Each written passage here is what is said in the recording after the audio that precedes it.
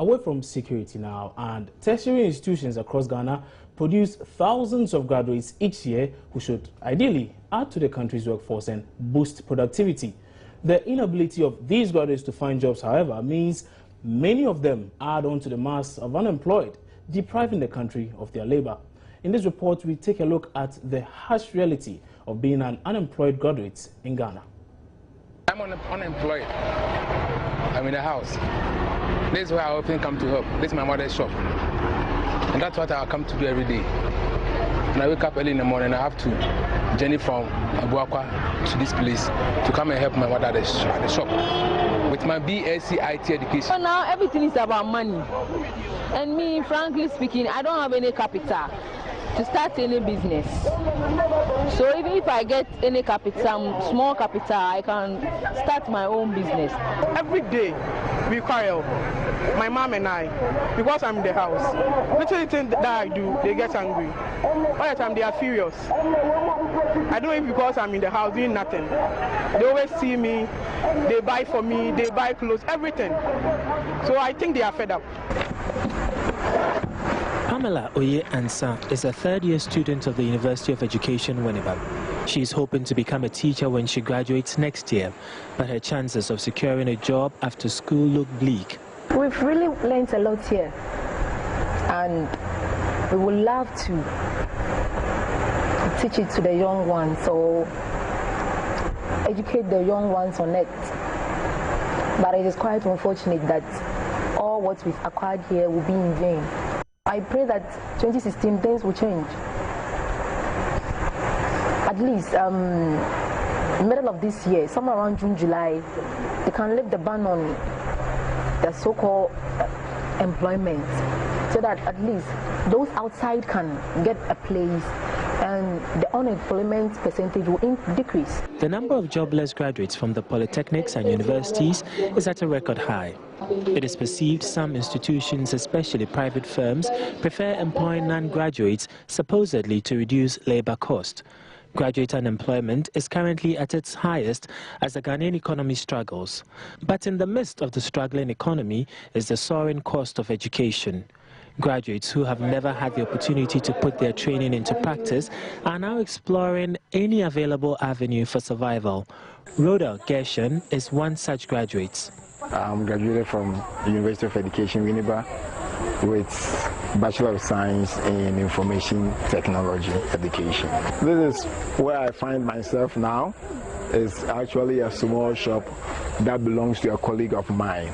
So since I said I don't want to waste in the house, I come here, do some photocopying and then typesetting, little typesetting to get something small, you know, mama's job. So how much do you get here? Do I even know? Actually, this is campus bar. It's in a remote location, so we don't get customers that much. So daily, maybe 10 cities, 5 cities. Yeah. Derek Kofi Jesse is a 27-year-old graduate who still lives with his parents, who bear his day-to-day expenses. I'm a professional teacher. I'm an IT instructor. I did my internships in the classroom.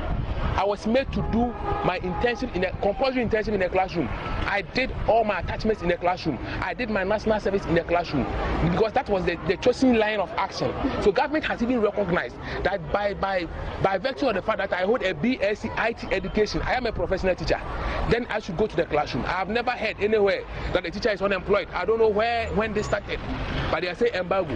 I am begging the government that he shouldn't be insensitive to our plight. Graduate teachers need a platform to go and then render our service. His father, Stephen Debra, says his son is adventurous and can work anywhere in the country. He is asking for a drastic policy to provide jobs for graduates. With the system, I'm highly disappointed, but I wouldn't play the blame game because I think this is not the only year where graduate students are not being posted. The system has been that those who pursue the 3-year diploma programs are directly sent to the classroom.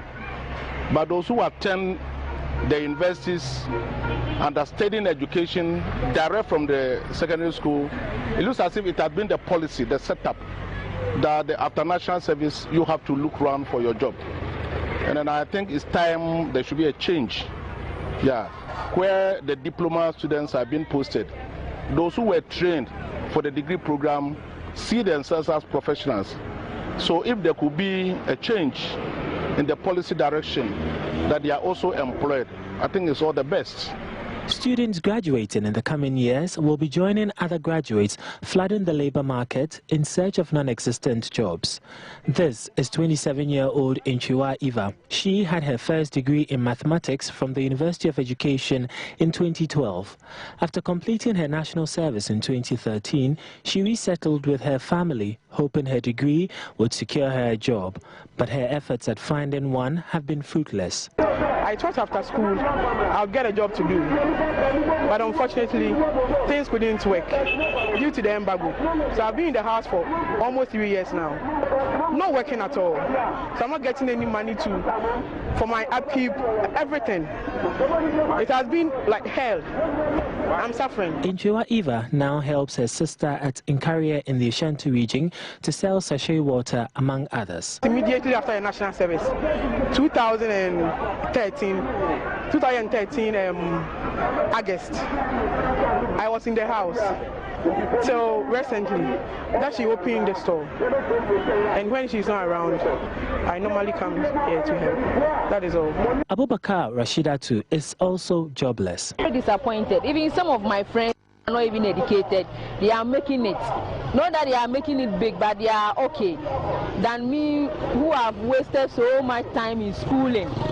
And up to date, I'm still at home, not working. So at least they should please help us. The list is endless.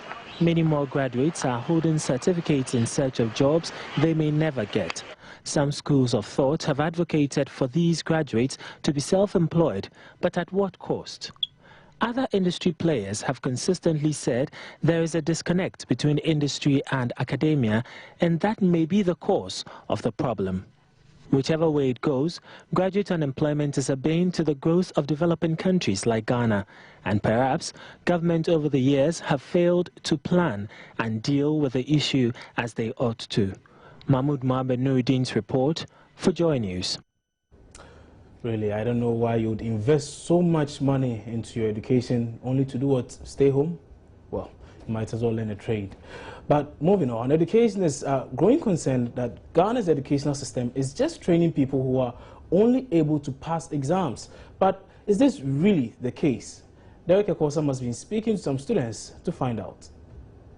There is a common practice here in Ghana amongst the students who have been through the senior high system and the tertiary system. It is called the chew and pour syndrome. How is the chew and pour system affecting us as a country, especially as regards our developmental agenda? I'm looking at the chew and pour system. You know what it is? Definitely. What is it about? It's basically a situation where a student doesn't study and it gets to exam time and he has to probably get everything at once and just pour it out like that. Some of the lecturers, they do that. Do you think it's the best way to go? I don't think so, because in the long run, it tends to harm the students.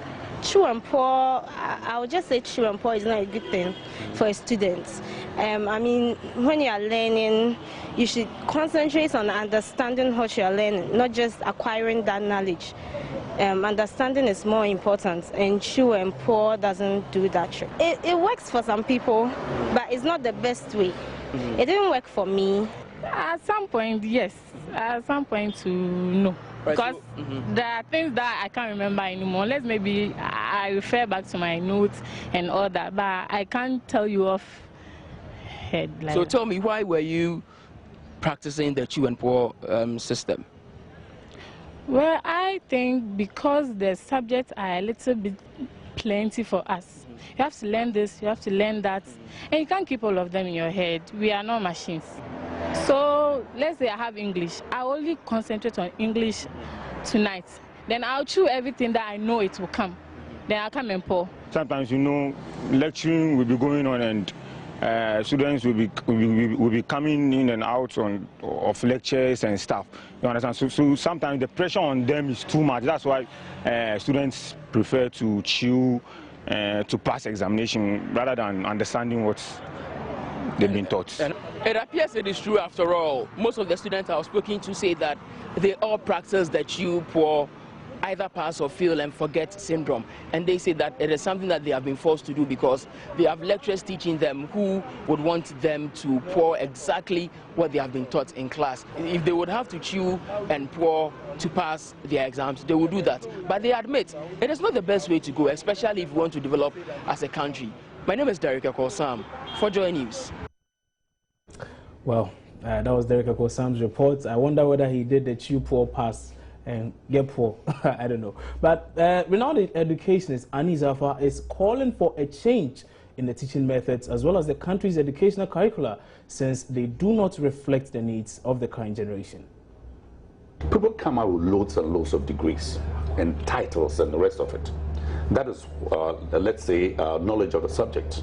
How we can pass that information on to somebody else so that they can make sense of it in their own way. Now, that is the difficulty for a lot of professors and lecturers because they probably have not been processed through a system where you encourage and support people to be reflective on what it is that you pass on to them. I would hate people to reproduce the information that I've given them. I want to have a bearing on what I've said. And frankly, the most important thing is this. What do you think about what I've said? I mean, how would you adapt what I said to fit a particular situation? These are the critical thinking processes that are missing in the culture. Many of our instructors are very chauvinistic. Chauvinistic means that they don't want to see someone thinking better than they do. But that's the essence of teaching. When I'm teaching young people, I want them to think better than I'm thinking. Because we are preparing them for their world. We are not preparing them for my world. You know, I mean, how long am I going to stay on this planet? But a young kid who's about 20 is going to live another 30, 40, 50 years. So we want them to stay on our shoulders so they can glean a broader horizon. That is what the African mindset has to begin to accept.